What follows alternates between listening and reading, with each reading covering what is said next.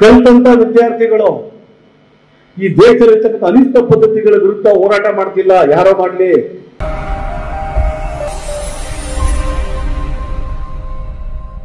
ಒಂದು 15 ವರ್ಷದ ಹುಡುಗ 5 ವರ್ಷದ ಹುಡುಗಿ ಮೇಲೆ ಅತ್ಯಾಚಾರ ಮಾಡ್ತಾನೆ. ನಂಬ್ತೀರಾ?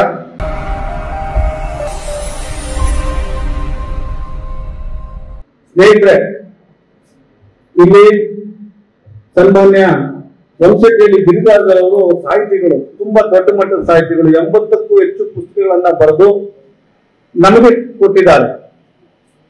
ಒಂದು ಪುಸ್ತಕ ಬರೆಯೋದು ಅದು ಸುಲಭ ಅಲ್ಲ. ನಾವು ವಿದ್ಯಾವಂತರಾದ್ರೂ ಎಕ್ಸಾಮ್ ಅಲ್ಲಿ ಬರೀತಕ್ಕಂಥ ಒಂದು ಲೈನ್ ಬರೆಯೋಕೆ ಒದ್ದಾಡ್ತಿರ್ತೀವಿ. ಪರೀಕ್ಷೆಯನ್ನು ಹೊರತುಪಡಿಸಿ ಬರೀತಕ್ಕಂಥದ್ದು ಇದೆಯಲ್ಲ, ಅದ ಸುಲಭ ವಿಚಾರ ಅಲ್ಲ. ಆದ್ರೆ ಸುಮಾರು 80ಕ್ಕೂ ಹೆಚ್ಚು ಕೃತಿಗಳನ್ನ ಬರೆದಿರ್ತಕ್ಕಂಥ ಗಿರಿಜಾಧರ್ ಅವರ ಸಾಹಿತ್ಯದ ಆಸಕ್ತಿ, ಸಾಹಿತ್ಯದಲ್ಲಿ ತೊಡಸ್ಕೊಂಡಿರ್ತಕ್ಕಂಥ ರೀತಿ ನಾವು ಗಮನಿಸಿದಾಗ ಅವ್ರು ಆಕ್ಚುಲಿ ಒಬ್ಬ ಮೇರು ಸಾಹಿತಿ ಇರ್ತಕ್ಕಂಥದ್ದು ನನ್ನ ಭಾವನೆ. ಸ್ನೇಹಿತರೆ, ಈಗ ನಾನು ನಿಮ್ ಪ್ರಿನ್ಸಿಪಾಲ್ ಹತ್ರ ಮಾತಾಡ್ತಿದ್ದೆ. ಫಸ್ಟ್ ಗ್ರೇಡ್ ಕಾಲೇಜಲ್ಲಿ ಎಷ್ಟು ಜನ ಮಕ್ಕಳಿದ್ದಾರೆ? ನಾನು ಲಾಸ್ಟ್ ಟೈಮ್ ಬಂದಾಗ 1000 ಜನ ಮಕ್ಕಳಿದ್ದಾರೆ ಅಂತ ಒಂದ್ಸರಿ ಲಾಸ್ಟ್ ಟೈಮ್ ಪ್ರಿನ್ಸಿಪಾಲ್ ಮೇಡಮ್ ಹೇಳಿದ್ರು ನಮಗೆ. ಈ 700 ಜನಕ್ಕಾಗಿದೆ. ಯಾಕೆ ಡಿಗ್ರಿ ಕಾಲೇಜ್ಗಳಿಗೆ, ನಾನ್ ಟೆಕ್ನಿಕಲ್ ಕೋರ್ಸ್ಗಳಿಗೆ ಮಕ್ಕಳು ಸೇರ್ತಾ ಇಲ್ಲ ಅನ್ನೋದ್ರ ಬಗ್ಗೆ ಸುಮ್ಮನೆ ನನ್ನ ಸ್ನೇಹಿತರುಗಳು, ತುಂಬಾ ಜನ ಲೆಕ್ಚರ್ಗಳು, ಪ್ರಿನ್ಸಿಪಾಲ್ಗಳು ಅವ್ರ ಜೊತೆ ಮಾತಾಡ್ತಾ ಇರ್ತೀನಿ. ನಾನು ಅಬ್ಸರ್ವ್ ಮಾಡ್ದಂಗೆ ಇದು ಒಂದು ಪ್ರಗತಿಯುತವಾದಂತ ದೇಶ ಪ್ರಗತಿಯತ್ತ ದಾಟುವಾಗ ಇದು ಪೂರ್ವಕಾಲ. ಇದು ಈಗ ಈ ಸಂದರ್ಭದಲ್ಲಿ ಈ ಸಾಹಿತ್ಯ, ಸಂಸ್ಕೃತಿ, ನಾಟಕ ಚಟುವಟಿಕೆಗಳು ಇವೆಲ್ಲವೂ ಕೂಡ ಗೌರವ ಆಗ್ತಾ ಹೋಗ್ತದೆ, ಕಮ್ಮಿ ಆಗ್ತಾ ಹೋಗ್ತದೆ. ಈಗ ದುಡಿಯುವ ವರ್ಗ ದುಡಿಬೇಕು, ಅವ್ರ ಕಾಲ ಮೇಲೆ ಅವ್ರು ನಿಲ್ಬೇಕು ಅಂತಕ್ಕಂಥ ವಾತಾವರಣ ಸೃಷ್ಟಿಯಾಗಿರ್ತಕ್ಕಂಥ ಕಾಲ. ಎಲ್ಲಿ ಯಾರ್ಯಾರು ಕನ್ನಡ BA ಓದಲಿಕ್ಕಾಗ್ಲಿ, ಕನ್ನಡ MA ಓದಲಿಕ್ಕಾಗ್ಲಿ ಈಗ ಸೇರ್ಸಕ್ ಇಲ್ಲ. ನಿಮ್ ಮಕ್ಕಳು ಏನ್ ಮಾಡ್ತೀರಿ ಅಂತಂದ್ರೆ, ಯಾವ್ದಾರ ಒಂದು ಟೆಕ್ನಿಕಲ್ ಎಜುಕೇಶನ್ ಸೇರಿಸ್ತೀನಿ, ಒಂದು ಪ್ರೊಫೆಷನಲ್ ಎಜುಕೇಶನ್ ಸೇರಿಸ್ತೀನಿ. ಕಾರಣ ಏನಂದ್ರೆ ಅವರ ವಿದ್ಯಾಭ್ಯಾಸದಿಂದ ಅವನಿಗೆ ಒಂದು ವೃತ್ತಿ ಸಿಗಬೇಕು ಅಂತಕ್ಕಂಥದ್ದು ನಮ್ಮೆಲ್ಲರ ಬಯಕೆ. ನಿಮ್ ಮೇಷ್ಟ್ರುಗಳು ಅದೇ, ನಂದು ಅದೇ, ನಿಮ್ ಅಪ್ಪನಿಗೂ ಅದೇನೆ. ಆ ದೃಷ್ಟಿಯಿಂದ ಬೇಸಿಕ್ ಸೈನ್ಸ್, ಬೇಸಿಕ್ ಹ್ಯುಮ್ಯಾನಿಟೀಸ್ ಈ ವರ್ಗಗಳು ಆಟೋಮೆಟಿಕ್ ಆಗಿ ಕ್ಷೀಣಿಸ್ತಾ ಹೋಗ್ತವೆ. ಅದರ ಪರಿಣಾಮವನ್ನು ನಾವು ಇವತ್ತು ಈ ದೇಶದಲ್ಲಿ ಕಾಣ್ತಾ ಇದ್ದೀವಿ. ಅದ್ಬಿಟ್ರೆ ಬೇರೆ ಏನೂ ಕಾರಣ ಇಲ್ಲ. ನೀವು 25 ವರ್ಷ ಹೋದ ನಂತರ ಮತ್ತೆ ನಾವು ಆ ದಿಕ್ಕಿನಲ್ಲಿ ಮತ್ತೆ ಬರ್ತೀವಿ. ಆವಾಗ ದೇಶ ಒಂದು ಸ್ಟೆಬಿಲೈಸ್ ಆಗಿರ್ತದೆ. ಒಬ್ಬ ಸಾಹಿತ್ಯ ಓದೋನಿಗೆ ಒಂದು ನೌಕರಿ ಕೊಡಕ್ ಆಗ್ತಿಲ್ಲ ನಾವಿತ್ತು. ಒಬ್ಬ ಒಳ್ಳೆ ಸಾಹಿತಿ, ಅವನ ಜೀವನ ಪಾಡೇನು? ಅವನು ನೌಕರಿ ಸಿಗ್ಬೇಕಲ್ವಾ?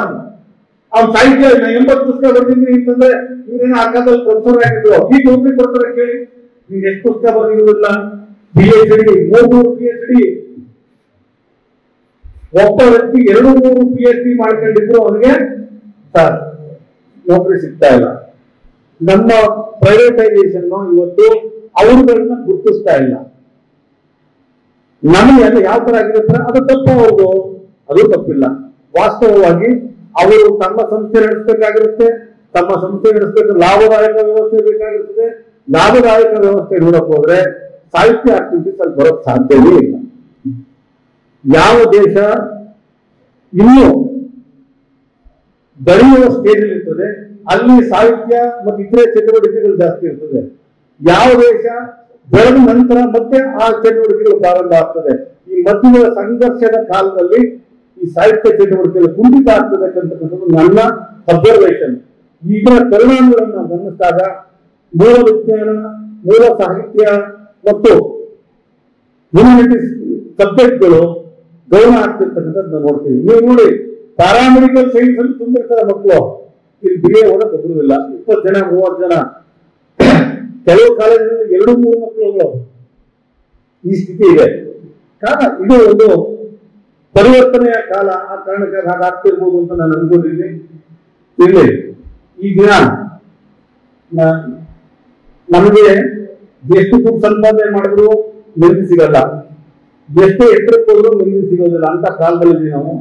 ಆದ್ರೆ ಓದೋದ್ರಿಂದ ಸಾಹಿತ್ಯವನ್ನು ಓದೋದ್ರಿಂದ, ಸಂಸ್ಕೃತಿನ ಓದೋದ್ರಿಂದ ಮಾತ್ರ ನೆಮ್ಮದಿ ಕಂಡುಕೊಳ್ಳೋಕೆ ಸಾಧ್ಯ ಅಂತಕ್ಕಂಥ ಕಾಲ ಇದೆ. ದಯಮಾಡಿ ವಿದ್ಯಾರ್ಥಿಗಳು ಅವ್ರು ಹೇಳಿದ್ರು, ನಮ್ಮ ಪ್ರಿನ್ಸಿಪಾಲ್ ಅವರು ಮಾತು, ಮನುಷ್ಯನಿಗೆ ಮೆದುಳಿನಲ್ಲಿ ಸಂಗ್ರಹಿಸ್ತಾ ಹೋಗುತ್ತೆ, ನೋಟ ಸಂಗ್ರಹಿಸುವುದಿಲ್ಲ. ನಮಗೆ ಮೊಬೈಲ್ ಅಲ್ಲಿ ನೋಟ ಮಾತ್ರ ಸಾಧ್ಯ ಇದೆ, ಓದು ಸಾಧ್ಯ ಇಲ್ಲ. ಹಾಗಾಗಿ ನೀವು ಒಳ್ಳೆ ವಿದ್ಯಾವಂತರಾಗಬೇಕು, ಅಚೀವ್ಮೆಂಟ್ ಮಾಡಬೇಕು ಅಂತಂದ್ರೆ ಓದಿದ್ರೆ ಮಾತ್ರ ಸಾಧ್ಯ, ನೋಡೋದ್ರಿಂದ ಅಲ್ಲ. ದಯಮಾಡಿ ವಿದ್ಯಾರ್ಥಿಗಳಿಗೆ ದೊಡ್ಡ ಸಮಸ್ಯೆ ಏನಂತಂದ್ರೆ ನೋಡೋದೀಗ ಓದೋದ್ ಬಿಟ್ಬಿಟ್ಟು ನೋಡಕ್ ಶುರು ಹಚ್ಕೊಂಡ್ಬಿಟ್ಟಿದ್ರಿ. ನೋಡುವಾಗ ಫಸ್ಟ್ ಒಳ್ಳೇದು ನೋಡಕ್ ಶುರುವಾಗ್ತೀವಿ, ಅಲ್ಲಿಂದ ಕೆಟ್ಟದ್ ನೋಡಕ್ ಶುರುವಾಗ್ತಾರೆ. ನಿನ್ನೆ ಇದೇ ತಾಲೂಕಿನಲ್ಲಿ ಒಂದು 15 ವರ್ಷದ ಹುಡುಗ 5 ವರ್ಷದ ಹುಡುಗಿ ಮೇಲೆ ಅತ್ಯಾಚಾರ ಮಾಡ್ತಾನೆ. ನಂಬ್ತೀರಾ? ಕಳೆದ 10 ದಿನಗಳಿಂದ 16 ವರ್ಷದ ಹುಡುಗ 15 ವರ್ಷದ ಹುಡುಗಿ ಜೊತೆ ಲವ್ ಮಾಡಿ ಅತ್ಯಾಚಾರ ಮಾಡೋದನ್ನ ಅದನ್ನ ಒಪ್ಪಿಗೆ ಅತ್ಯಾಚಾರ ಅನ್ಬೋದು. ಯಾವ ಕಾರಣ ಇದಕ್ಕೆಲ್ಲ? ನಾವು ಸಮಾಜವನ್ನು ನೋಡ್ತಕ್ಕಂಥ ದೃಷ್ಟಿ, ನಾವು ನೋಡ್ತಕ್ಕಂಥ ಮೊಬೈಲ್ಗಳಲ್ಲಿ ಬರ್ತಕ್ಕಂಥ ಸುದ್ದಿಗಳು ಅಥವಾ ಫ್ರೀಯಾಗಿ ಸಿಗ್ತಕ್ಕಂಥ ಅವಕಾಶಗಳು ಈ ತರದ ಕಾರ್ಯಗಳಿಗೆ ದಾರಿ ಮಾಡಿಕೊಡ್ತಾ ಇದೆ. ದಯಮಾಡಿ ಒಳ್ಳೆಯದನ್ನ ಓದ್ಬೇಕು ಅಂದ್ರೆ ನೀವು ಪುಸ್ತಕ ಓದ್ಬೇಕು, ನ್ಯೂಸ್ ಪೇಪರ್ ಓದ್ಬೇಕು. ಮನೋರಂಜನೆ ಬೇಕು ಮನುಷ್ಯನಿಗೆ. ಯಾವ ರೀತಿ ಮನೋರಂಜನೆ? ಸಿನಿಮಾ ನೋಡಿ, ಕಾದಂಬರಿ ಓದಿ, ಇನ್ನೊಂದು ಮಾಡಿ. ಮನೋರಂಜನೆ ಅಂತ 24 ಗಂಟೆ ಮೊಬೈಲ್ ಹಿಡ್ಕೊಂಡು ಅಲ್ಲಿ ಬರೋದನ್ನೇ ಬರೀ ನೋಡ್ತಾ ಇರೋ ಮನೋರಂಜನೆ ಆಗಲ್ಲ, ಅದು ವ್ಯಾಧಿ ಆಗ್ತದೆ. ವ್ಯಾಧಿ ಕಾಯಿಲೆ ಆದಾಗ ಮನುಷ್ಯ ಆಟೋಮೆಟಿಕ್ ಆಗಿ ತನ್ನ ಬುದ್ಧಿಶಕ್ತಿ ಕಳ್ಕೊಂತ ಹೋಗ್ತಾರೆ. ಇವತ್ತು ಬೆಂಗಳೂರಲ್ಲಿ ಒಂದೇ ಒಂದು ಚಟ ಬಿಡಿಸುವ ಕೇಂದ್ರ ವೈಜ್ಞಾನಿಕವಾಗಿರ್ತಕ್ಕಂಥದ್ದು ರಿಮಾನ್ಸಲ್ಲಿ. ಅಲ್ಲಿ 100 ಜನಕ್ಕೆ ಚಟ ಬಿಡಿಸೋಕೆ ಅವಕಾಶ ಇದೆ.